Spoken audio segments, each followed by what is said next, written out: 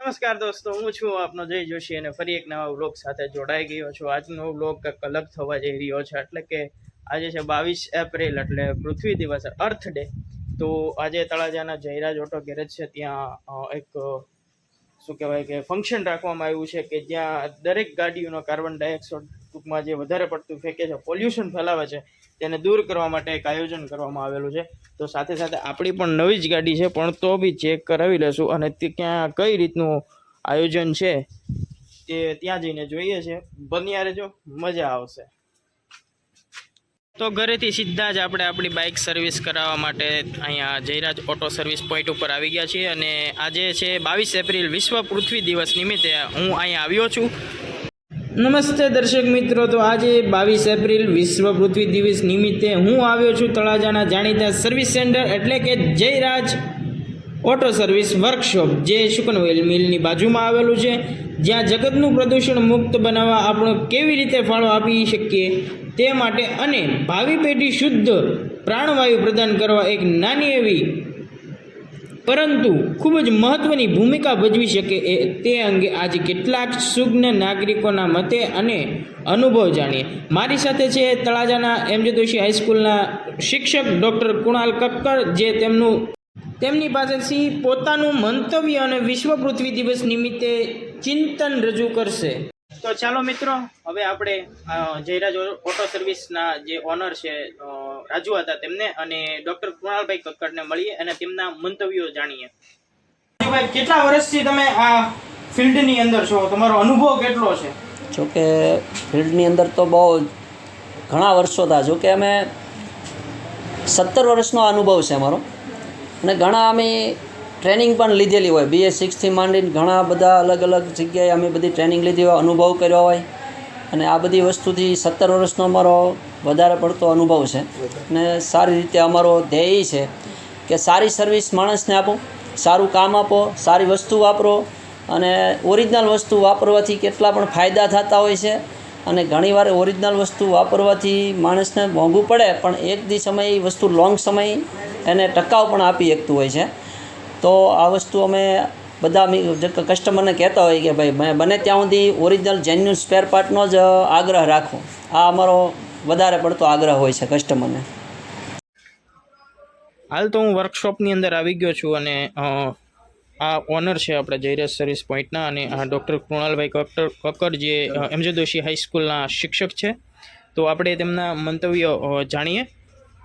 નમસ્કાર, કેમ છો સાહેબ? મજામાં છે બેટા? તો આપણે વિશ્વ પૃથ્વી દિવસ નિમિત્તે બાઇક સર્વિસ કરાવવાનું જે છે, પ્રદૂષણ મુક્ત કરવાનું છે, તેની માટે મેં મારા 2 પ્રશ્ન રજૂ કર્યા છે. તો તેના વિશે તમે મને મંતવ્ય જણાવશો તેવી આશા રાખું છું. તો પહેલો પ્રશ્ન સાહેબ મારો એ છે કે આપણે આપણું બાઇક રેગ્યુલર સર્વિસ કરવાથી શું ફાયદો થાય છે?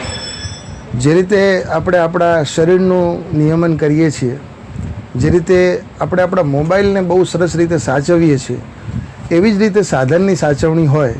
2 વ્હીલર 4 વ્હીલર બધામાં રેગ્યુલર સર્વિસ કરવાથી સાધનની આવરદા વધે છે.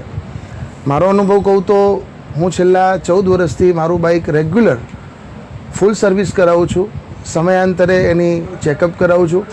એનાથી મારા બાઇકની એવરેજ વધી છે, એનાથી મારા બાઇકનો મેન્ટેનન્સ ખર્ચ ઘટે છે, સરવાળે પેટ્રોલ બચે છે, દેશને ફાયદો થાય છે, મને ફાયદો થાય છે. સૌથી મોટી વસ્તુ એ છે કે રેગ્યુલર સર્વિસ કરાવવાથી આપણું સાધન જે છે એ કાર્બન ડાયોક્સાઇડનું ઉત્સર્જન ઓછું કરે છે અને એના કારણે પ્રદૂષણ મર્યાદામાં ફેલાય છે. એક સર્વે પ્રમાણે જોવા જઈએ તો G20 દેશોમાં જ્યારે હમણાં સમિટ મળી ત્યારે સેવ અર્થ, પૃથ્વી બચાવો અંતર્ગત અભિપ્રાયો મંગાવવામાં આવ્યા, જેમાં વિશ્વભરમાંથી 2700 એવા અભિપ્રાયો આવ્યા કે જે સ્વીકૃત થયા. જેમાં સૌથી વધુ સારું એક ઇનોવેટિવ અભિપ્રાય એ હતો કે આજે ભારત દેશની વાત કરીએ તો ભારત દેશમાં 25 કરોડ ઉપરાંત બાઇક છે. તમે શું માનો છો, કેટલા લોકો પોતાનું બાઇક રેગ્યુલર સર્વિસ કરાવતા હશે? લગભગ બહુ ઓછા.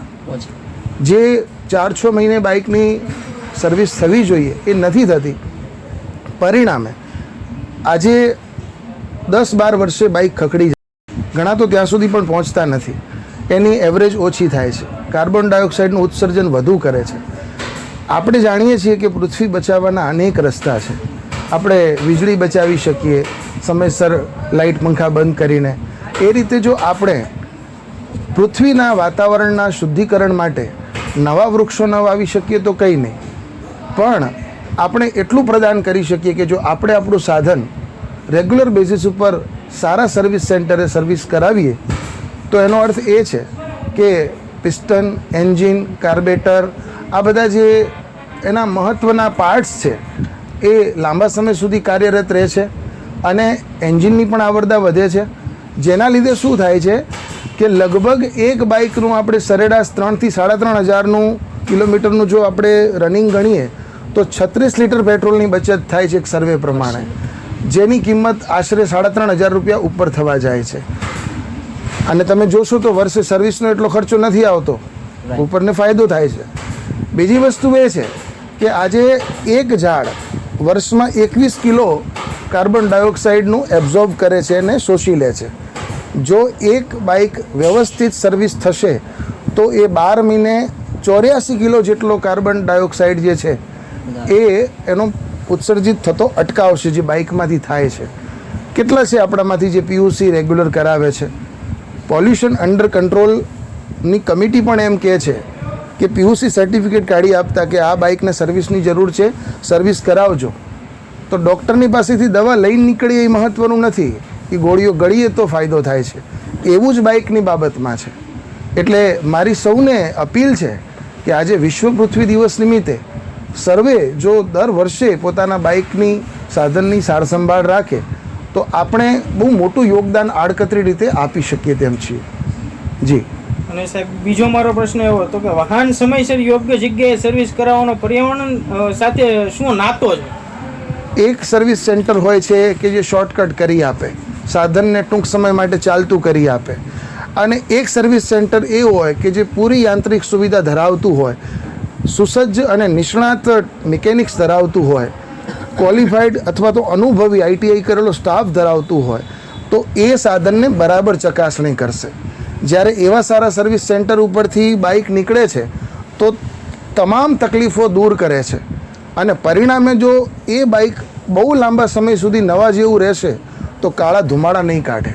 અને કાળા ધુમાડા નહીં કાઢે તો આજે તમે જુઓ અમદાવાદ, દિલ્હી જેવા શહેરોમાં એર ઇન્ડેક્સ જેને કહેવાય કે જે આપણે પ્રાણવાયુ કહેવાય એ વિશુદ્ધ મળતો નથી, જસ્ટ એટલા માટે કે પ્રદૂષણનું પ્રમાણ વધ્યું છે.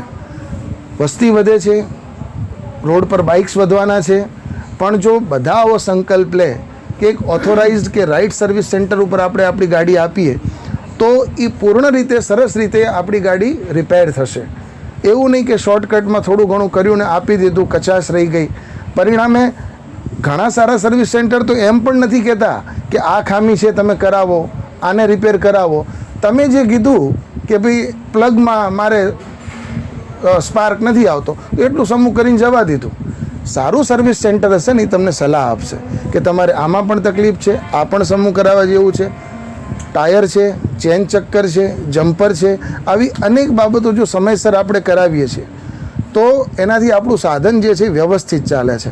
એ જ રીતે તમારામાં પેટ્રોલની બચત થશે તો સરવાળે એટલું આયાત ઓછું કરવું પડશે, અને આયાત ઓછું કરવું પડશે તો એટલું સામાજિક જવાબદારી છે આપણી કે આપણા દેશનું પેટ્રોલનું આયાતીકરણનું ભારણ જે છે આપણું ઓછું થશે.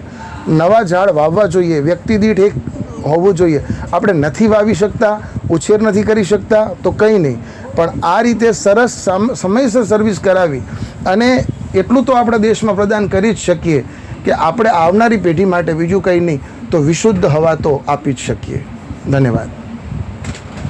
અંતિમ પ્રશ્ન, વધુ તમારો સમય નહીં બગાડું, અને મારે એ કહેવાનું છે કે તમારો આ જયરાજ ઓટો સર્વિસ છે તેનો અનુભવ તમારો કેવો છે? જી દોસ્ત, મારું બાઇક હું ઘણા ટાઈમથી કંપનીના પણ શોરૂમમાં ત્યાં પણ મારું બાઇક સર્વિસ માટે અવારનવાર જાય છે, અહીંયા પણ હું આવું છું. સૌથી મહત્ત્વની વસ્તુ છે જયરાજ ઓટો સર્વિસમાં પણ એક વિશ્વાસ હોય કે આપણી જે સાધન છે, આપણું બાઇક છે એ બહુ સરસ રીતે પ્રામાણિકતાપૂર્વક એ રિપેર થાય છે. આપણને એક નિરાત હોય છે કે કોઈ પણ પ્રશ્ન હશે તો આપણું એ નિરાકરણ થશે. સાથે તમે જે પ્રશ્ન કહ્યા હોય એ સિવાયનું કોઈ ખામી બાઇકમાં નીકળે તો તેમનો ફોન આવે, તેઓ પૂછે, તેઓ એ અંગેનું બજેટ જણાવે અને પછી જે સાધન બદલ્યું હોય એના પુરાવા રૂપે આપણને એ જૂની વસ્તુ પણ આપે. આનાથી વધારે એક ગ્રાહકને શું જોઈએ કે ખૂબ જ પ્રામાણિકપૂર્વક કામ કરવું, સમયસર સર્વિસ આપવી અને એક પ્રકારના જેન્યુઇન સ્પેર પાર્ટ્સ જ્યારે એમાં ઉપયોગમાં લેવાતા હોય ત્યારે ગ્રાહકને હંમેશા એક નિરાત રહેતી હોય છે કે મેં જે સર્વિસ કરાવી છે એમાં કંઈ જોવાપણું નથી. થેન્ક યુ, આભાર સાહેબ તમારો સમય અમને આપવા બદલ. ના એમાં કેવો લાગ્યો એ કોમેન્ટમાં અવશ્ય જણાવજો. જલ્દી જ મળે છે આવા નવા વિડીયો સાથે. તબ તક કે લીએ બાય. અને મારી ચેનલ ઉપર તમે નવા છો, સબસ્ક્રાઇબ બટન ના દબાવ્યું હોય તો સબસ્ક્રાઇબ બટન દબાવી દો, સાથે બેલ આઇકનમાં દબાવી દેજો. મળીએ છીએ. જય માતાજી, જય શ્રી કૃષ્ણ.